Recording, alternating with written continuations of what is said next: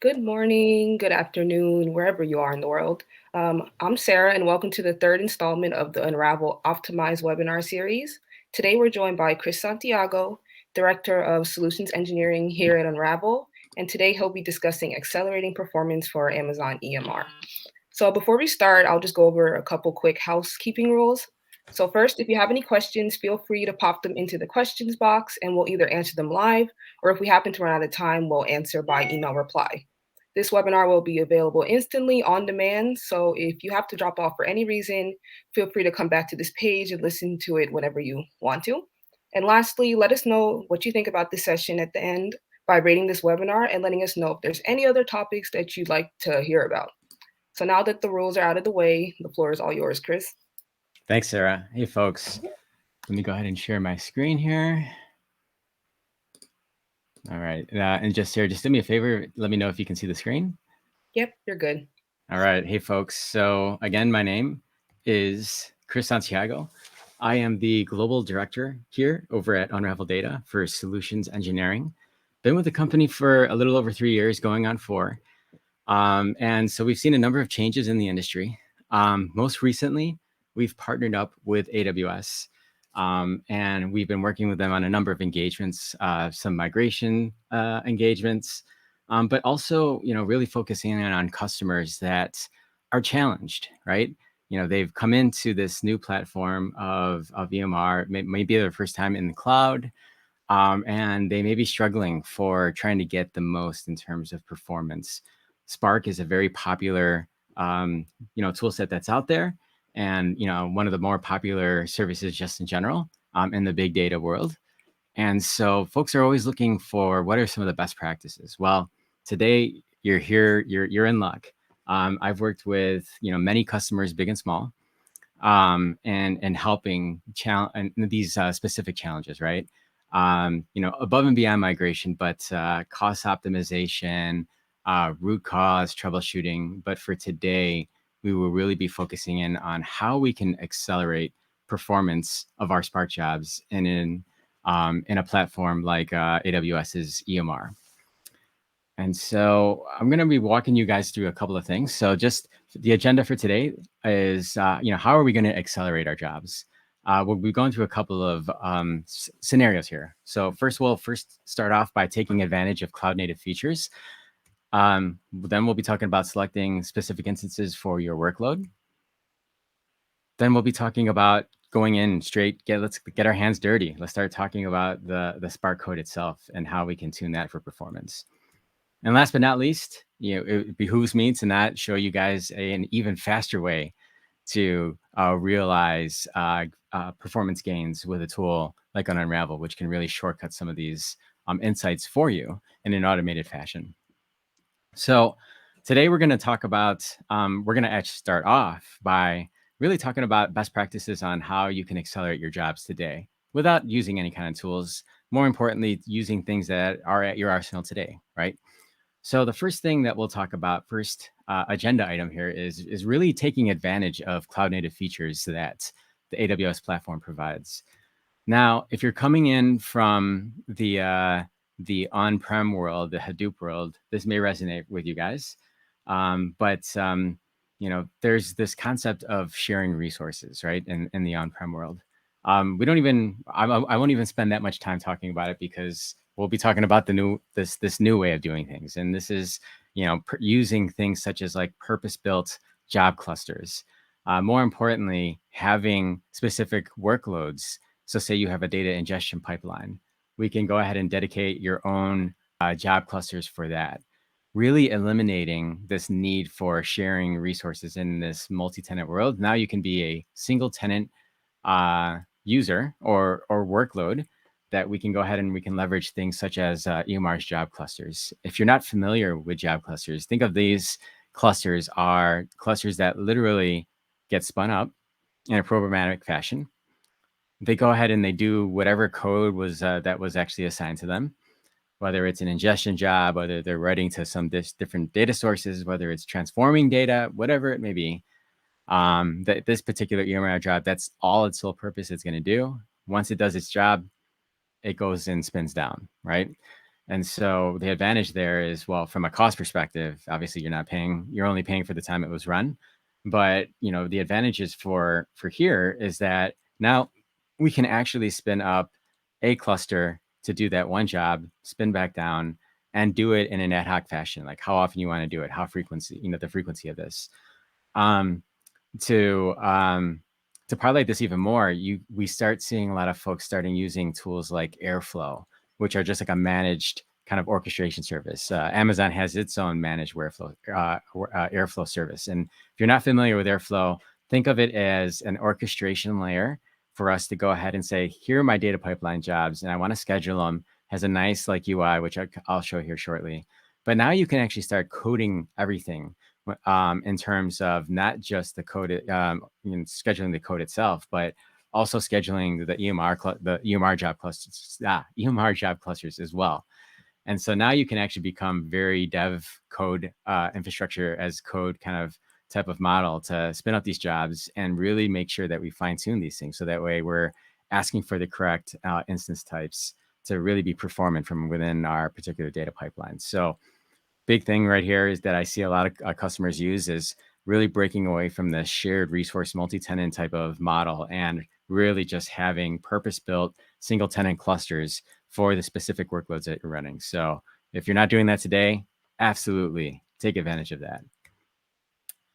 Now, if job clusters are not an option and you need to have a persistent cluster, say, for example, you have a cluster that is taking all of your interactive queries for an executive dashboard that has to be running 24/7, right? And so having a job cluster spin up and down doesn't really make sense. So we may need to have this like a persistent type of cluster. Well, continue to do so, but go ahead and take advantage of some of the things that the AWS platform provides. And one of the powerful features that they do provide is this ability to auto scale.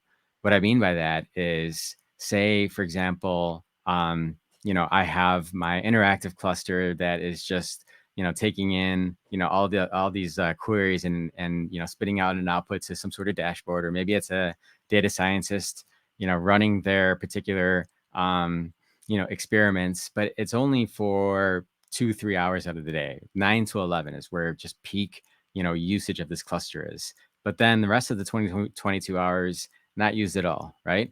So why not go ahead and just burst up to the busiest points of the day, and AWS allows you to do this in an automated fashion. It really is just a point and click kind of configuration here.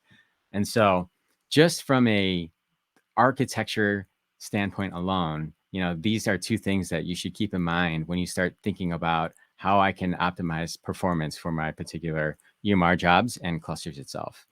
Now, out of what you have today is here's an example of Airflow. And so this is that orchestration layer that I was talking about. And so I have a simple screenshot here to kind of really illustrate some of the simplicity that Airflow allows. And so each of these DAGs, think of these are, just jobs that are actually run, right? And so here I can actually say, hey, I've got these particular DAGs. What's my frequency when I want to make, to have this run? Is this a daily job? Is this just a weekly job? I can go ahead and submit it here.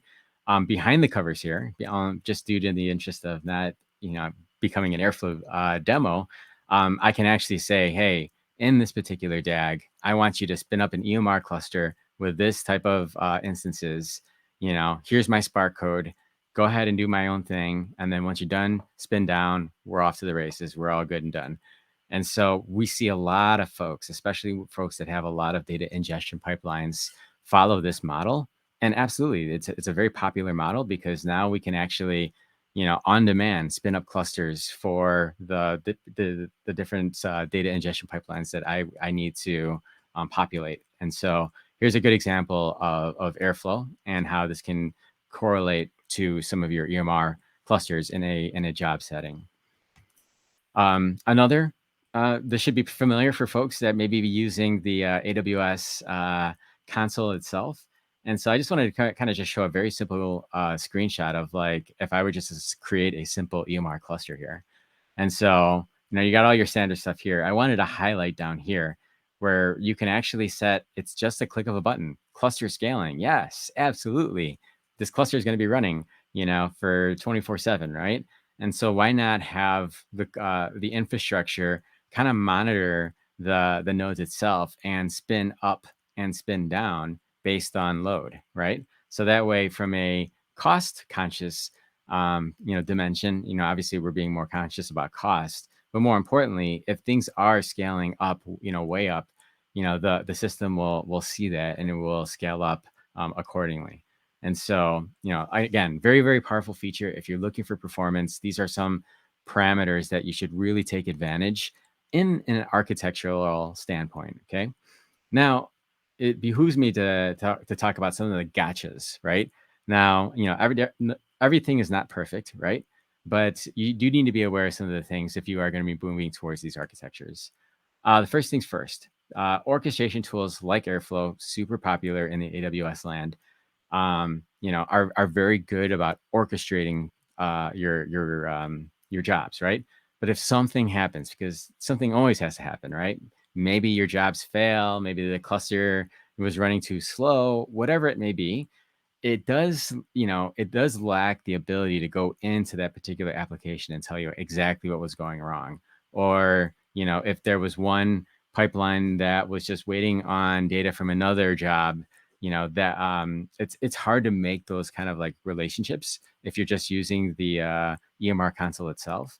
And so while these are very, very ultra powerful tools, what we hear from folks that are using this type of model is when it comes time to find root cause of why did something fail, or why is my my SLA is very inconsistent for this particular job. I expect it to run 30 minutes every day, but it's like 30 minutes one day, 1 hour the next day, 2 hours the next day, back to 30 minutes. To really understand that, you got to get down to the root cause of what's causing that. And some of these tools like Airflow, and maybe even manually doing this from within the AWS console itself, can become challenging and time consuming. So something to consider, right? The other thing too, in terms of auto scaling, it's even though we won't be caught on spending too much time on cost, but cost is a factor.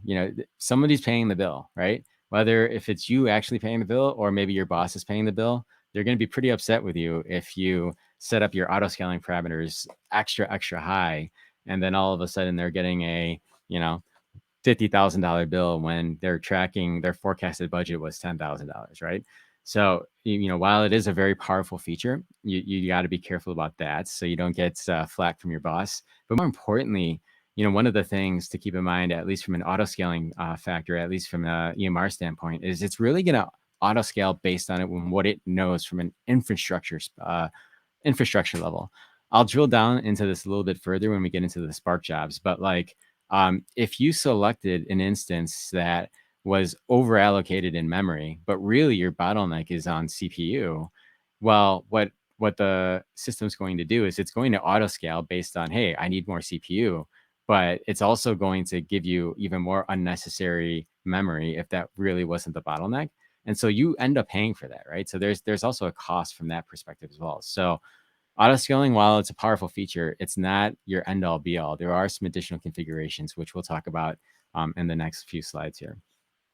So to recap here, on the architectural level, there are a couple of things that we can do to just really take advantage of some of the cloud native features that we really didn't have access to years back. So now that we have these at our arsenal, let's go ahead and take advantage of that in our deployments.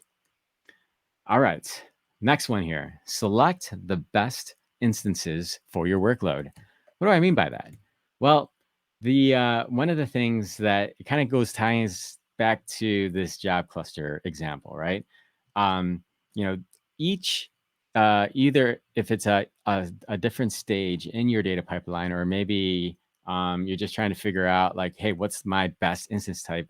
I actually didn't do a screenshot of this, but for folks that live in the AWS world know that there's a plethora of EC2 instances that exist today, and they're always adding additional resources, right?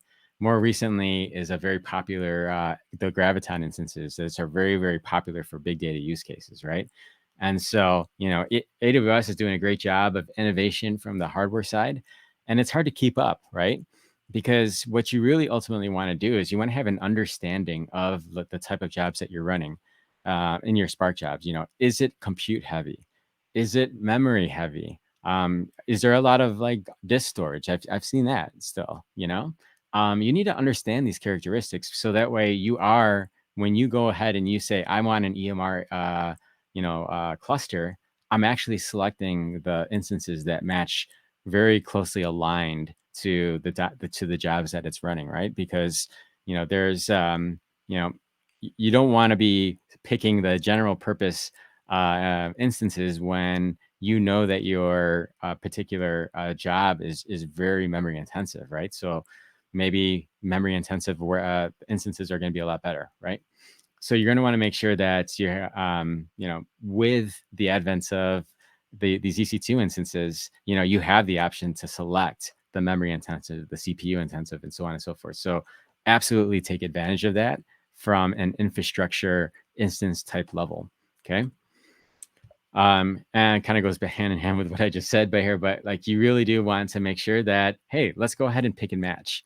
Um, you know, let's just say going back to that job cluster airflow driven kind of orchestration tool, maybe there's some steps that really do need memory intensive. Maybe you're doing a lot of RDDs in your code and you really need to have a lot of memory, but maybe down the road, it's just pure just computational. Maybe it's doing some sort of algorithm based on the aggregated outputs. So now you need CPU intensive resources, right? Or instances, right? And so the more you know on each of your steps, the more that you can actually say, this is the type of cluster I need. And that way we can really start speeding up performance because now we're actually picking instances that really match to what the workload is doing, right? If you take into account going back to the on-prem world, you're bound to like what what you had in the on-prem world. And now with this new world where we can actually go ahead and just literally, it's a dimension. Think of another additional dimension that you have control over, where you can say, here's my jobs that are going to be very memory intensive. Then it's going to go into CPU intensive. You now have the ability to do that and absolutely choose that if you are really keen to making sure that your data pipelines are going to be most performant. You do have some open source tools that are out there today. Gangnam is a very popular option that's out there, a little bit older, but it does the job. So for folks that don't know Gangnam, it's a very popular open source tool that really gives you, uh, it was really focused in on giving metrics for distributed computing systems, right? And so here's a screenshot. Like I said, I didn't want to make this a Ganglia, demo, but like you can go in on a node level and see how much memory resources were taken, how much CPU resources were taken. Granted, it's going to be on the node level, so it's not necessarily talking about your specific Spark job, but it's starting to give you some, interesting metrics to really understand, hey, I didn't realize this was a very compute heavy, job, or this was a very memory intensive job, right? So you need tools like this to kind of help guide you into giving you first the observability of like, what are my characteristics of my jobs, right? There's other tools like Datadog. Datadog is a very popular tool. And if you are a Datadog customer today, you may even be doing this, right? Gives you those, same kind of outputs that you had seen from within a Ganglia standpoint in terms of like looking at things from a node level. And it also connects into Spark as well. And it can give you, additional insights into like maybe where some of the bottlenecks are in terms of infrastructure, right? So, hey, you had asked for, 32 gigs for each of my servers, but Datadog and Ganglia are telling me that like I'm really only using 4 gigs of memory, right? Obviously that's something that we want to, maybe I have chances of increasing parallelization so I can actually, effectively utilize all of the resources on that particular node or on that particular node, right? And so you do have some choices that are out there. Some are free, like Ganglia. Some you have to pay, like Datadog. But all in all, you want to make sure that you do have those kind of dimensions thought out, so that way you're not only taking advantage of making the best architectural decisions, but then you're also making sure that you're picking the right instances as well. And these tools can help allow you from that standpoint. Now, like just like with anything else, there's always going to be some gotchas to think about. One of the things that you do need to keep in mind is that there is a level of configuration that you need to do with some of these tools. Like Datadog, there is an installation. Ganglia, depending on your deployment, there could be some configuration there as well. So I forgot, I didn't put the bullet point here too, but there's also a level of expertise of kind of knowing how to use these tools too, right? They're not plug and play and all of a sudden you're getting a bunch of insights. There is a level of detail for you to start correlating some of these details that you're seeing in some of these third-party tools to really kind of get the gist of what you're looking for. And in this particular case, do I have the optimal instance for my particular Spark job? Many popular monitoring tools are not free, right? So Ganglia is free. Datadog is very, very powerful tool out there, but that's not free. So, while it gives you some nice, useful metrics, that also comes at a cost, right? And the other thing with Datadogs as well is it's going to be more focused in on your kind of classic APM observability in terms of like, hey, I'm going to tell you how your nodes are being used. But in the concepts of Spark, it's not really going to be giving you all Spark level language, context, et cetera, and so forth. So those are some of the things you got to keep in mind if you are using tools like a Datadog, which, by the way, great tool, but depending on the use case and what you're trying to solve for, might not be the best case in this particular scenario. And then I think I had mentioned this already, but yeah, understanding how all of this stuff works, obviously that kind of just goes unspoken, but there is a level of expertise to kind of understand, what is Ganglia telling me? What is Datadog telling me? What is this in the context of my Spark jobs in EMR? How do I make this actionable? There's some ownership of whoever's actually running these systems to really get that type of information. So considerations, to net this all out, you do want to make sure that you are picking the right instance types that are memory optimized, CPU optimized, so on and so forth to increase performance. But the way to do this is you need to get a little bit deeper to understand how my Spark job is running and how resources that they're actually taking. And am I doing this in the most efficient manner? You need outside tools to kind of show you this. And here's another example that you can do just out of the box today. All right. My third point here, tune jobs for performance. And so now let's actually now we're going to really start. You don't see me on my camera, but I'm rolling up my sleeves here. And really what we need to do is we need to actually look at the code itself. And so if you're a DevOps folks, maybe you don't care too much about this, but if you're the developer, ownership is on you to make sure that you are writing quality code that is, really effectively utilizing the resources that you're asking for your particular job. And so one of it goes without saying, like if you're going to ask for 10 worker instances and 64 gigs of RAM and 64 cores, you better be using all of that, because if you're not, then that beefy node ends up being a lot more expensive. And if it comes to find out that you could have actually run that job with, you know, 8 gigs of RAM and 4 cores, well, then you're just grossly over allocating. Again, this is kind of going towards more the cost efficiency side of the house. But if I were to flip the script, maybe there was some room for parallelization. Maybe in your code, you could have actually still used those beefy nodes, but have more parallelized tasks to be running, in tandem at the same time. And so, you want to make sure that from a code perspective, you are thinking about things in terms of parallelism. I'm not over allocating resources. The other thing that is top of mind, especially in EMR environments, is hey, sometimes things are slow in the particular code, right? How do you find out where where the bottleneck is at? Was it some sort of like group by loop? Was it because I have a multi-stage airflow environment, and one of my stages I've been waiting much longer than what I was expecting in my code, and that was causing bottlenecks, right? So understanding the root cause analysis of your bottlenecks is something that you want to address, right? When you're looking at code level optimization. And then last but not least, when things fail, inevitably things fail. In the on-prem world, okay, that's just wasted time, right? But in this AWS world, AWS is going to just say, hey, you got to pay me, even if it fails, right?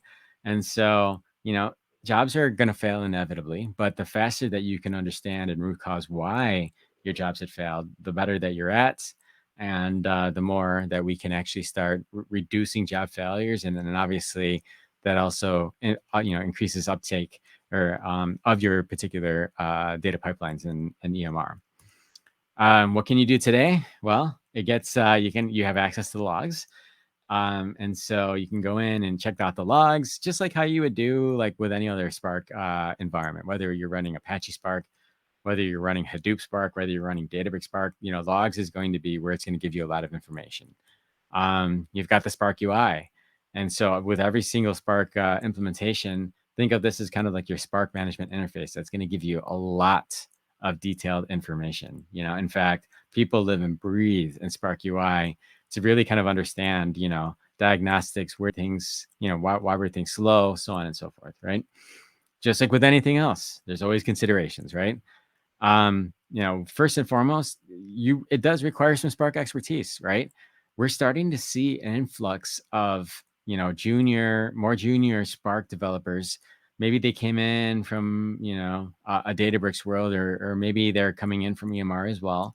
That didn't, they didn't experience the pains of like, working in like a traditional Hadoop environment, right? And so we do see an uptake of new folks that are getting into the big data world, leveraging Spark explicitly, which is great, by the way. I'm a big fan of that. But it also starts stressing the folks that are experts, that know where to go when things are running slow, or figuring out where the bottlenecks are, right?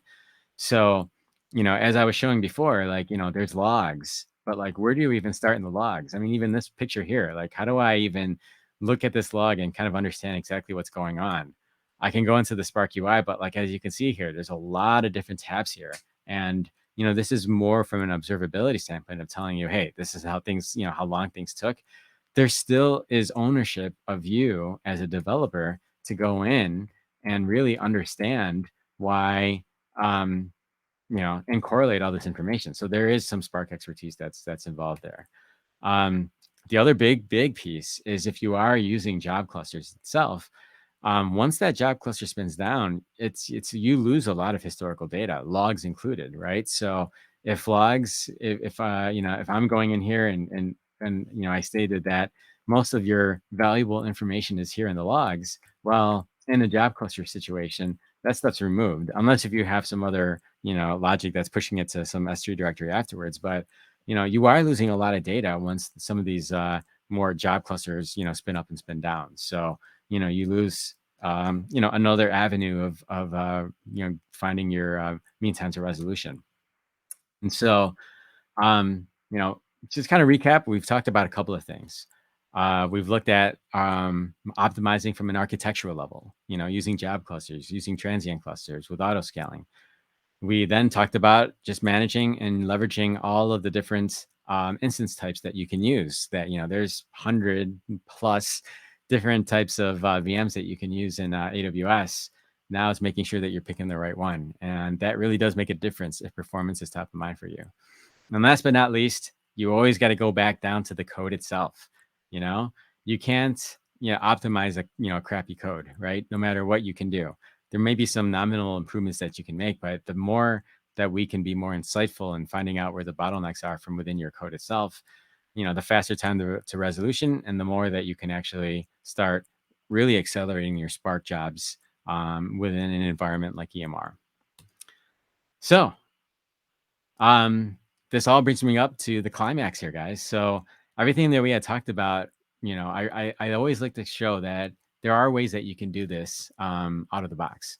But more importantly here, what we're going to do here is we're actually going to go into a demo, and we're going to kind of show you some of these things that you can do from within Unravel itself. All right. I'm assuming you guys can see the screen here, and I apologize. This is how you know it's a live environment, because my all of my preloaded screens have gone away, but it's okay. We'll deal here. And so just a little bit of backstory of Unravel. Unravel is a observability APM platform that has always been from day one very specific on big data distributed workloads. Okay. This is going to be different than like your CloudWatch from within AWS, or using just, some of the Azure monitoring portal services that you have in Azure. While those are very, very powerful, tools, it's not going to be speaking the language of distributed environments, right? Because with distributed environments, more services, more problems, right?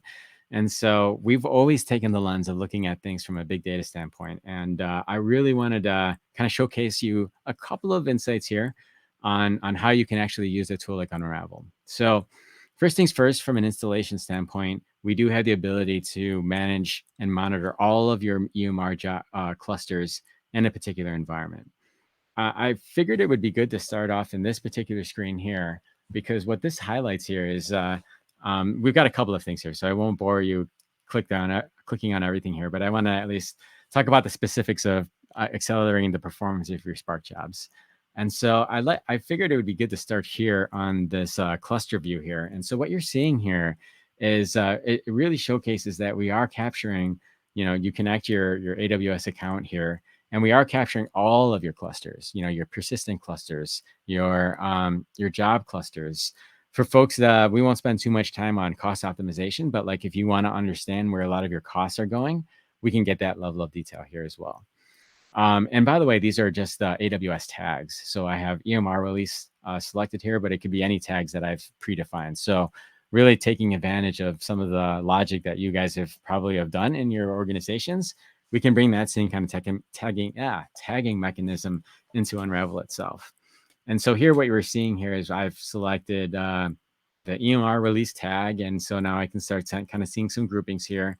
I can also here, if I'm understanding like, hey, it looks like this EMR 533 tag has a lot of, data here. I can go ahead and really focus in on that. And I can start seeing, the particular clusters that were spun up in that particular tag here. So again, from a historical standpoint, remember we had talked about those job clusters that spin down. We have the ability to look into that. Now, I do want to focus your attention on, we do have this cluster insights tab here as well. And again, I apologize. Like I said, this is how you know it's live. So I have to sign in here real quick because everything had timed out. Not a big deal. But here in this particular view, basically, this is showing us, I've selected a specific, like a specific tag. And here I wanted to say like my, right by default, it's showing my EMR 533 tags. And so I can see all the clusters that were spun up here. I can see all the jobs. But really what I wanted to focus your attention on here is that there is some AI built in here to analyze a particular grouping of clusters. In this particular case, there's only one cluster. But what we're going to do from an Unravel perspective is we're not only going to just show you some details about your EMR cluster, but we're also going to provide some recommendations. And so in this particular case, this is a recommendation more geared towards focused on savings here. But essentially what it's doing is it's actually looking at your cluster on the infrastructure level, and it's going to say, hey, instead of using R5X larges, maybe you should be using, in this case, M6 larges. And this one's going to be more for saving resources, but we also have recommendations for how can we improve performance as well, right? Also being mindful of just not breaking the bank and getting the most expensive resources, but based on your particular workloads, right? If it is CPU heavy, if it is memory heavy, all of this stuff gets taken into account, and we are proactively telling you what you should be doing, without you doing any kind of analysis, right? So a very, very powerful feature that customers can that get right out of the box as soon as they install Unravel is this ability to get instance level recommendations. Again, very, very powerful. We can touch base on this a little bit more, but being able to do this in a proactive fashion, think about like what that does. I don't need to spend time trying to tune things myself. I can actually have this engine just give me like the top X report of all of the job clusters that I'm spinning up, and hey, what's a better recommended instance that I can be using, whether it's cost is the metrics or performance is a metric. So we do have the ability to look at every single EMR cluster and then provide those instance level recommendations where needed. So again, very, very powerful feature there. The next thing I'm going to show here is we've talked about things on a cluster level. But in a cluster, you're going to be looking at jobs essentially, right? And so, depending on the cluster, and here we've got really focused in on here on this MIAL cluster, but we're looking at all these jobs, right? That were spun up in the particular clusters, right? The one other key point here that I wanted to point out is that this is a historical analysis, right? What I mean by that is that this EMR cluster, this MIAL cluster, probably doesn't exist anymore, but we are tracking details on the job. So this becomes very, very beneficial for folks that are trying to get a trend analysis on how their data pipelines are running. Or maybe this job, I ran 1 week ago. I kind of wanted to know what happened. Was it because there was an out of memory exception and it failed? We're capturing all these details. So very, very important point, because you want to understand and get like a good baseline of all the jobs that are spinning across your whole entire AWS estate. And we do have the ability to collect all this information here. We also have the ability to focus in on just inefficiencies on a particular environment as well. And so we'll get here when we get into the job level details, but like we can look at things of saying like, hey, here are all the Spark jobs that were underutilizing the container, right? So this would be more of like a resource, kind of job. Driver, contended driver event. This would be something where maybe I asked for 10 executors, but really it was only my driver that was doing all the work. So what were the 10 executors doing? Nothing. But you paid for those 10 executors, right? And so you want to increase parallelization where needed. So that way it's not necessarily about a cost thing. It's about being very performant about these jobs.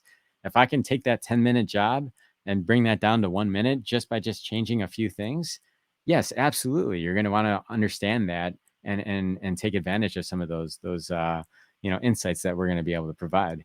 But again, from an inefficiency standpoint, we do have the ability to group all the inefficiencies that we're seeing across all of the jobs, whether they're running, whether they're in the past.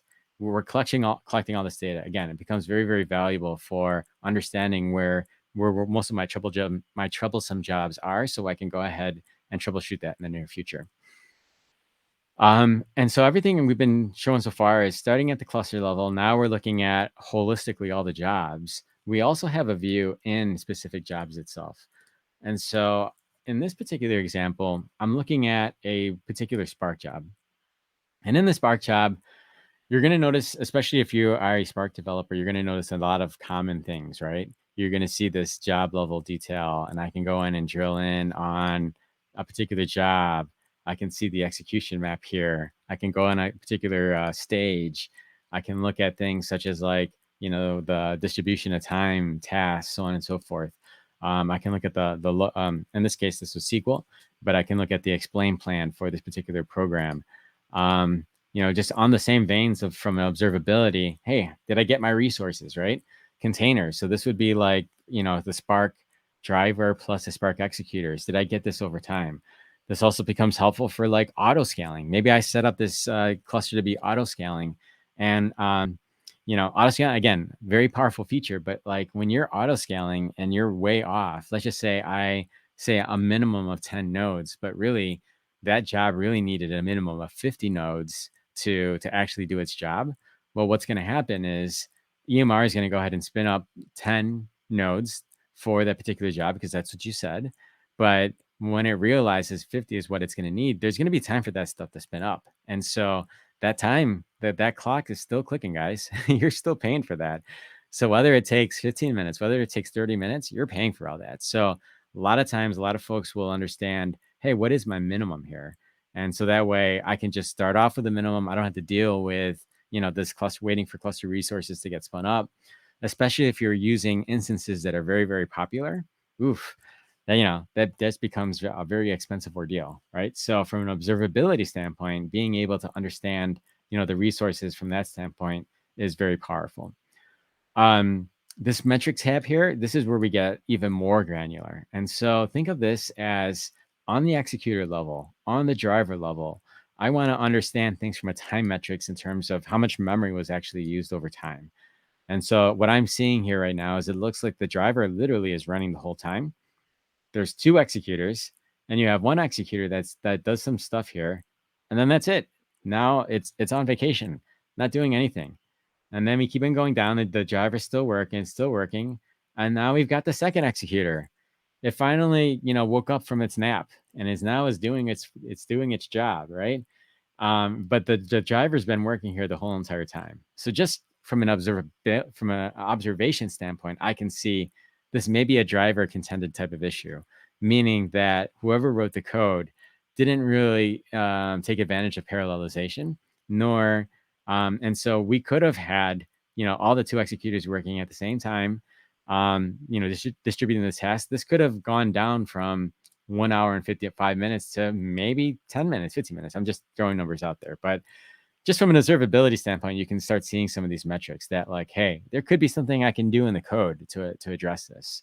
Now, one of the key features that's very, very popular with our customers is with the fact that we do actually have an analysis engine here for you guys, that not only are we going to show you things from an observability standpoint, where it's kind of like up to you to kind of understand and correlate what you're seeing, we do this for you, right? So we've got some analysis and intelligence that's built in to say like, hey, based on what we just shown you, there's a couple of things that we noticed.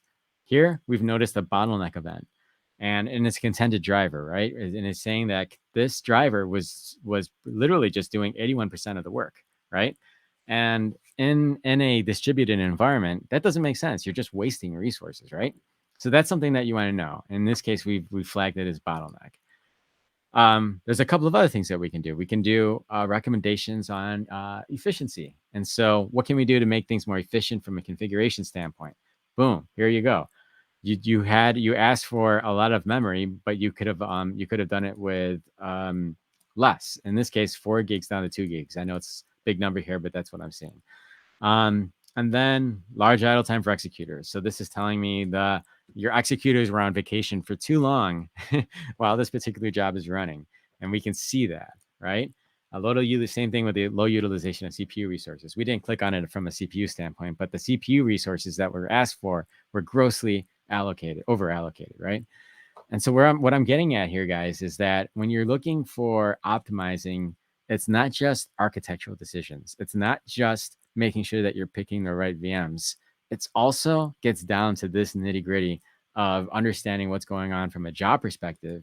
Because if you look at it from a bottom up approach, if you make sure that your Spark jobs are being very efficient, that's going to roll up to using less resources on the instance level.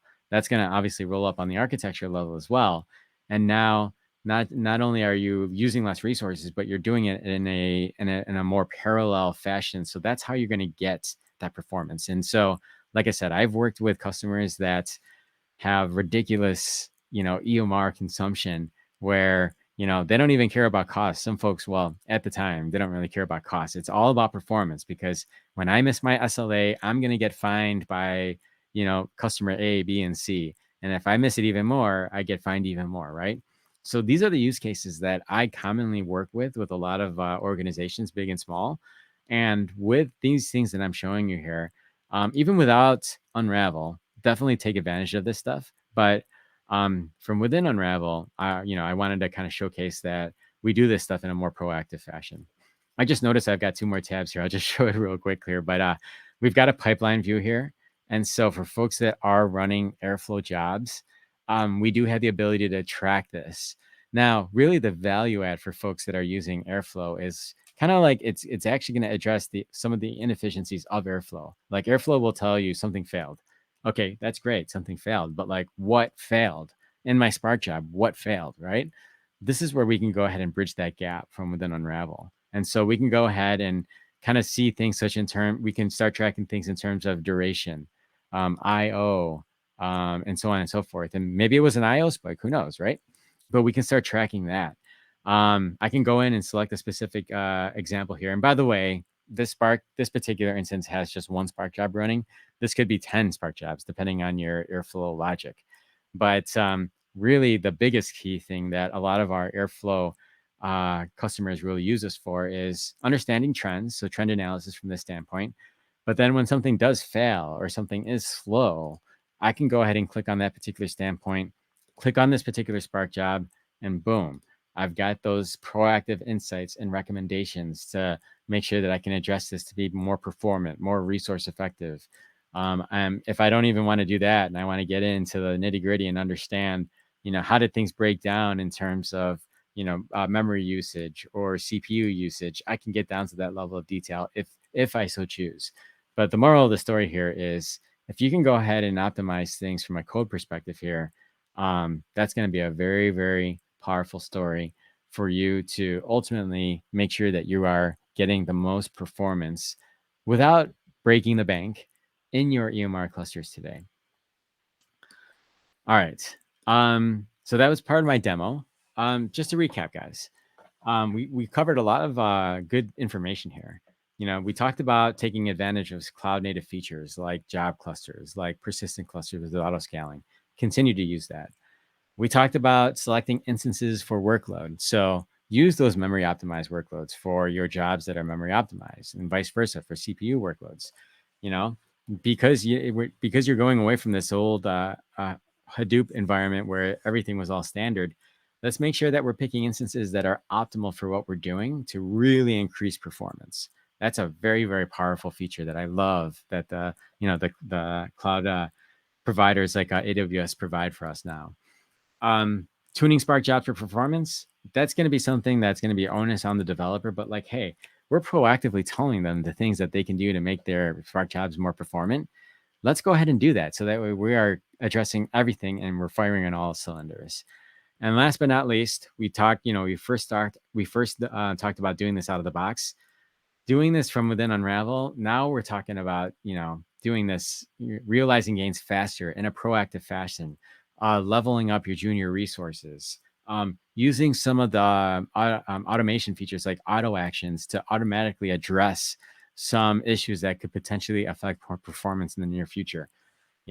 Obviously I'm biased because I work for Unravel, but like all the customers that I've worked with that have tried to do this stuff out of the box, they only get 50% of the way.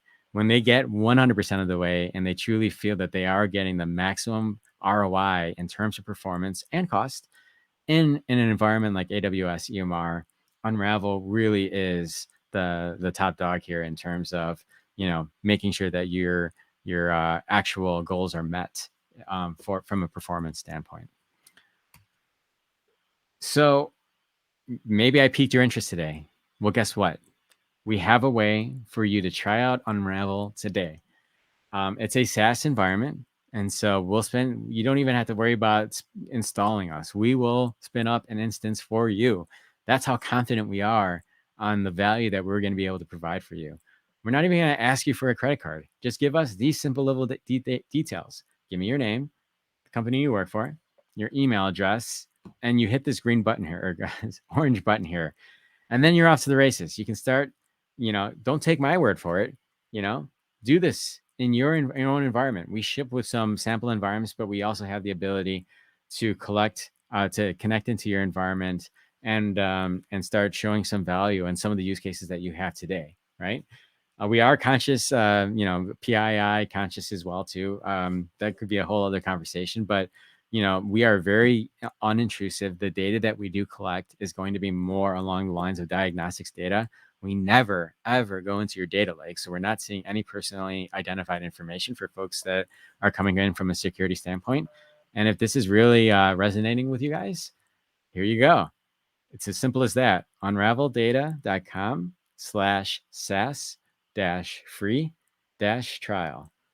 Easy peasy, simple enough. Come in there, connect your cluster. I'd love to show this value with you. The other thing that our SaaS trial does here too is we do have some videos. We do have some guided walkthroughs to walk through some common challenges that you may have. And then as always, my organization is always there for you to answer any questions. So we want to make this as seamless as possible. We feel very confident that if performance is an issue for you guys, we can absolutely show you some of the best practices that we've learned, and then also augment that with some of the features and functionality from within Unravel to make sure that you are getting optimal performance with your Spark workloads in EMR today. Thank you for your time, folks. For the folks that are on demand right now or that are live today, feel free to answer questions here. For the folks that are on demand, my email it was in one of the previous slides. I'm an open book. I would love to answer some of your questions if you have some. But with that, I'm done with my presentation, Sarah. Maybe we can start off if there's any questions that have come throughout my discussion here. Yep. Let's pull up. Okay. Hi again. Hey, Sarah. So thank you. That was great. And we do have a couple questions for you. All right. Okay. First, what kind of data are you collecting when monitoring EMR Yeah, clusters? great question. So, we are very cognizant of, especially in big data environments, especially in today's day and age when we hear about, folks getting hacked. Nobody wants to be on the news about how all of their user data got hacked. We totally get it. The good news is we are capturing things such as like, how long did this process take? How long did this particular service, take in terms of time, right? It's like the boring stuff, guys. But at the end of the day, we are making sure that you're optimizing for performance here. And so we have no need to look into your actual data itself. So for folks that are worried about us connecting in and actually seeing your data, we don't. We've been specifically created just to collect metadata of your jobs. And so that way we can actually provide some of the interfaces or the features that I was able to show here just now. Great, thank you. Next, does Unravel support Spark streaming jobs? Oh, great question. So yes, we do. And in fact, Spark streaming is a very popular, near real-time technology that's out there. And so, yes, we do have a number of customers that are using us from a Spark streaming standpoint.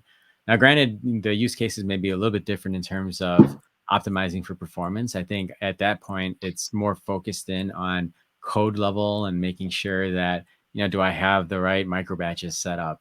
If things are failing, what caused it? So we can help from that standpoint. But yes, we do have a lot of customers that are using Spark Streaming, and it's a very valuable use case that we can definitely provide and would love to showcase for customers that are interested. Thanks. Similarly, do we support Spark 3? Yes, so Spark 3 is for a lot of folks, that's a newer version. And yes, it took us, we were maybe a month or two behind when Spark 3 got officially GA'd. But I am happy to announce that if you guys are using Spark 3 workloads, that's not a problem for us anymore. And you can continue to expect the same kind of monitoring and performance improvements and insights and recommendations that we were able to provide in previous Spark versions with Spark 3.0 today, or 3.x today. Great. Yeah. Okay. The last question I see is just how is Unravel installed? Oh, that's a great question. So we do have a SaaS offering. And so really the only requirements there is you would be port 443 sending us diagnostics data. We can give you an example of exactly what you're sending over. And you can even monitor the stuff you're sending over. And you'll see it really is just boring stuff. It's like, this took, this many milliseconds to complete, blah, blah, blah, blah, right? So that's the data that we collect from a SaaS standpoint. Now, for folks that maybe there's a policy of just not sending anything to any external cloud, we also have a marketplace installation. So this would all live from within your VPC, and we absolutely can work in that model and have a number of customers that do that as well. But from an installation standpoint, it really is pretty easy. It's running. Let's just say, for example, from a marketplace standpoint, it's really just clicking a button. And then there's just one or two configuration settings that you need to do on the AWS or the EMR side to basically say, add these two lines just to make sure that the cluster is aware of Unravel, but then you're off to the races. It's actually a very simple, lightweight install for our EMR customers. Great. Okay, so I think, yep, that's all the questions I see for now. So Awesome. that's it for the webinar, guys. Thank you. It's Yes. available instantly on demand, so feel free to share this with your colleagues or peers via the same web address that you accessed it today. And if you're watching on demand and you want to ask any questions, or if you're watching live and you come up with any questions later, you can feel free to email us at hello@unraveldata.com. And again, you can let us know what you think about the session by rating the webinar, and let us know if there's any other topics you'd like to hear. And of course, I'd like to thank you, Chris, for sharing all this. It was amazing. No And problem. thank you for Thanks. your time and everyone else for their time today. Likewise. Yeah. Thanks to the audience that attended live, and also for the folks that are on demand. I really appreciate it. And like I said, use me as an open book. I can definitely give you guys, some insightful, insights that I've seen throughout the years working with customers large and small. Thanks again, Chris. Thank you, everyone. And we hope you have a great day, evening, wherever you are. Likewise. Thanks, folks. Thanks, Sarah. Thank you. Bye, Talk for everyone. now.